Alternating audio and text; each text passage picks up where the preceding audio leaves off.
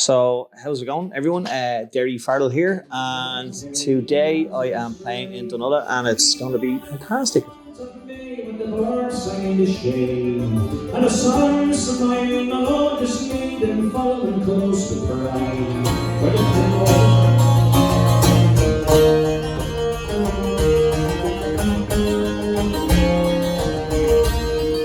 I'm an honest Irish labourer, and I come from the county Clare. Oh, once I had a little farm with nothing left to spare.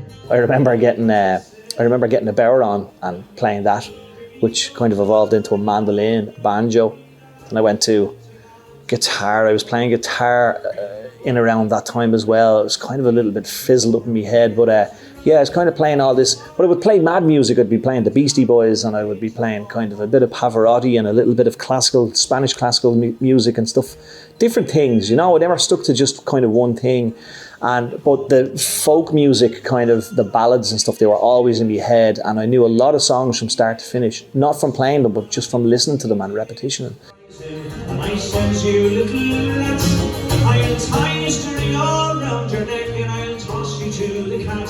For I'm as strong as any lion.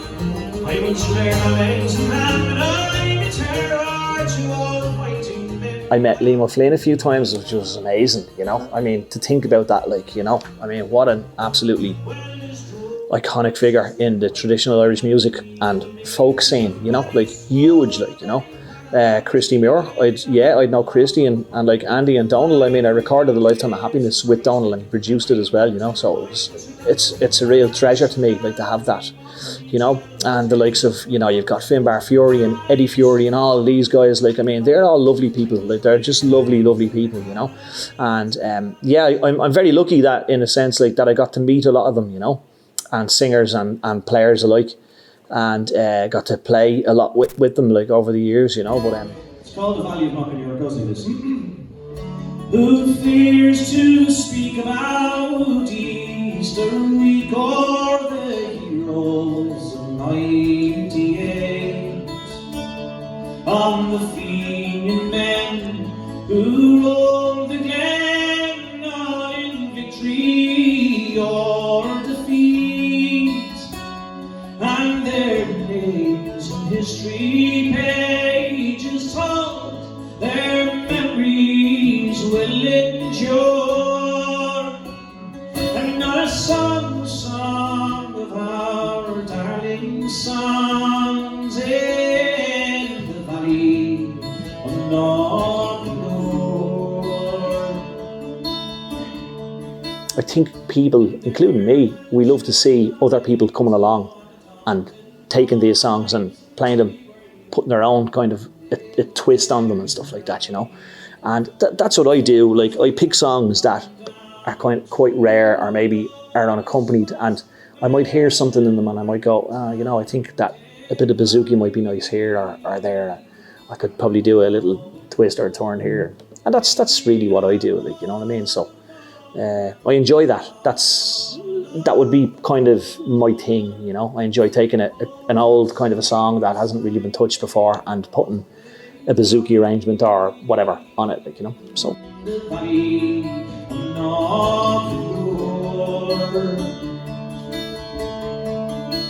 Well, I went out with this girl and she bought me. She overheard me talking about the folk music one night.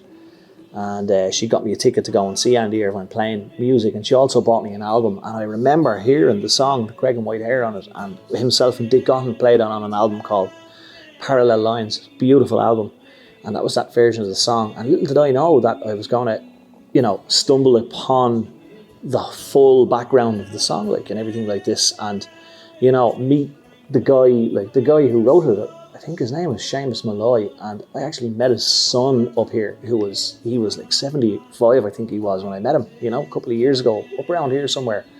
I can't say for certain if it was here or not, but I did meet him up around this area, and he came along and I sung the song, and he got really emotional, but in a happy way, and he was saying, I can't believe that people are still singing my father's song, he says, you know. He says, and after the gig, we were having a pint, and he says to me, there's actually another verse to that song. And he sung it, I couldn't believe it. and he sung it in a completely different way, like, you know, the song as well, which I thought was amazing. So it's just, like, these songs are like pieces of history, I suppose.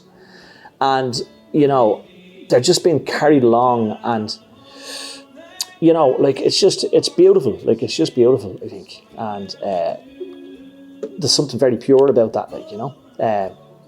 The Creggan White Hare was an actual hare, and, you know, Seamus was saying, like, his father was absolutely amazed by this hare, that it was so quick, and he was telling me all these stories about, like, when they'd go hunting and stuff, and I just couldn't believe it. I was saying, wow, this is amazing, like, you know, I'm getting fed history here, like, you know, especially about the song and stuff. And yeah, like, I mean, and like that song and others, like, you know, is great, like, you know, it's great to be a part of the tradition, you know, and to be able to have been allowed the kind of, you know, to be allowed to go around the world and promote it the way I do, like, you know, it's great. It's an honour. It's an honour to do that, like, you know. Right, the Creggan White Hare, here we go.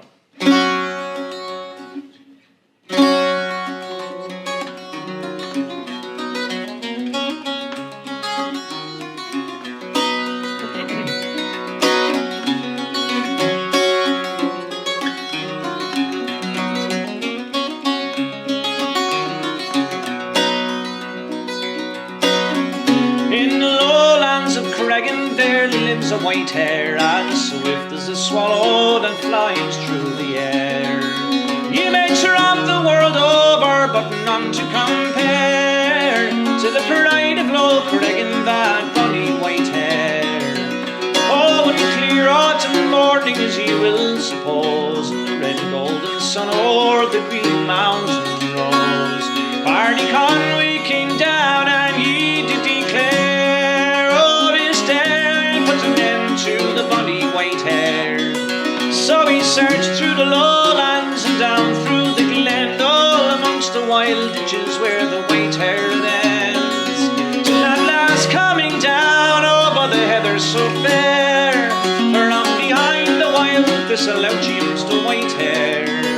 Bang, bang went his guns, and his dogs he slipped to, as swift as the wind over the green mountain flew. But his dogs, they came back, and it made Barney sigh, for he knew that the white hare had bid him goodbye.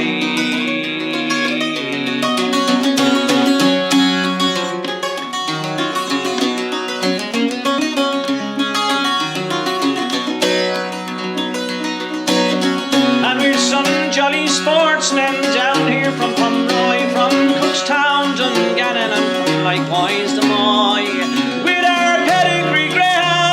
Travelled from far, oh, and we've come down to Creggan in our fine motor car. Well, into the lowlands these huntsmen did go, and in search of the white hare they look high and low, till at last Barney Conway from a tarp bank so rare shouted out to the huntsmen, there lies the white hare. So they called up their greyhounds from off the green the huntsmen all jammed high with glee. He was there on the tarp bank, all gathered around. 7 dogs and 9 men did that poor hare surround.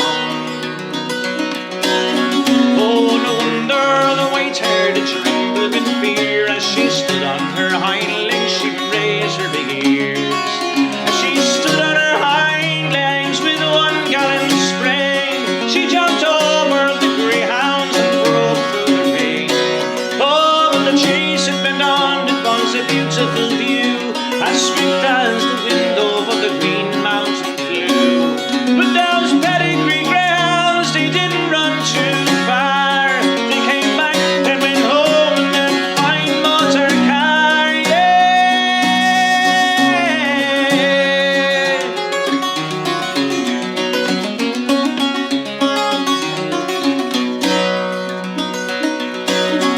Then there came another man, and you all know him well. Oh, his name it was Jack Devlin with bonny black Nell. Oh, in search of the white hare, today I'll have fun. I'll bet 50 to 1 my black Nell will her turn. Oh, by turns the hare got them from bonny black Nell.